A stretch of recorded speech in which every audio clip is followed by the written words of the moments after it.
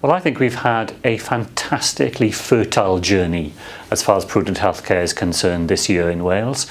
We started talking about it back in January at the Confederation conference, and I've been hugely impressed by the vitality of the conversation that has followed it, the engagement that there's been from clinicians and others right across Wales. I think we've really shown that we've been able to grasp an idea, to really interrogate the idea, and now we're at the point where turning the idea and the set of principles we've developed into the way we change things on the ground is really beginning to happen.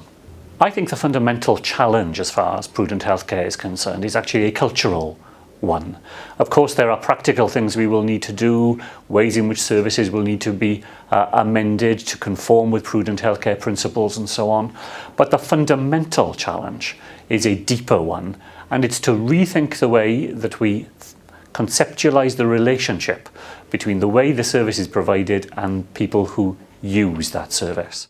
Well, the reason why I feel so personally committed to the Prudent Healthcare agenda is simply this. I think we have been incredibly lucky, those of us who've lived our lives under the National Health Service, to have been the recipients of all the benefits that it provides. And I'm absolutely committed to the founding principles of the health service and to keeping them alive, well and effective here in Wales. But how do we do that in an era where resource is so constrained and where demand continues to grow? We have to think afresh about the way that we provide services. We have to capture in a new way the contribution that the public make. We have to, in the way that we say in Prudent Healthcare, have a new bargain between the citizen and the state, between the user and the provider of services. My commitment to Prudent Healthcare is because I think it gives us a coherent set of ideas that allow us to continue providing the health service that is so important to the people of Wales. I think there are a number of Prudent Healthcare principles which now do have very general buy-in. The avoiding harm principle, the minimum necessary intervention principle, the modelling the workforce around only do what only you can do. I think those are emerging very clearly as core principles. But the debate is more important, the journey is more important than rushing to the destination here, and keeping people engaged in a discussion about principles, which will continue to fine-tune them, make sure they are adapted to the circumstances we will face, seems to me a very prudent way of doing things. Let me say two things.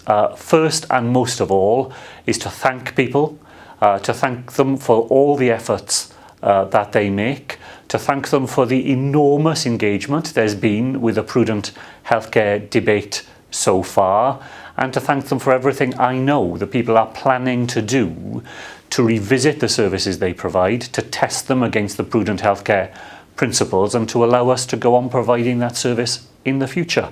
If I had a plea to make to people, though, it would be this. Don't approach Prudent Healthcare by looking at what you already do and finding ways to describe it as Prudent Healthcare. It's got to be more than that. It's got to be not just describing what you do in Prudent Healthcare terms, but interrogating what you do, finding new ways of doing what you do so that the Prudent Healthcare principles really make a difference. I'm really excited to hear the questions that you're going to be exploring today as part of this conference. They seem to me to operate at the three basic levels that we need to be talking about: the level of principle, the level of application, and that fundamental question of how we change the culture so we have a new way of thinking and a new way of doing things in health here in Wales that involves the patients as well as the people who provide services, using the combination of the energy, talent, commitment and capacity that everybody brings to improving health in Wales.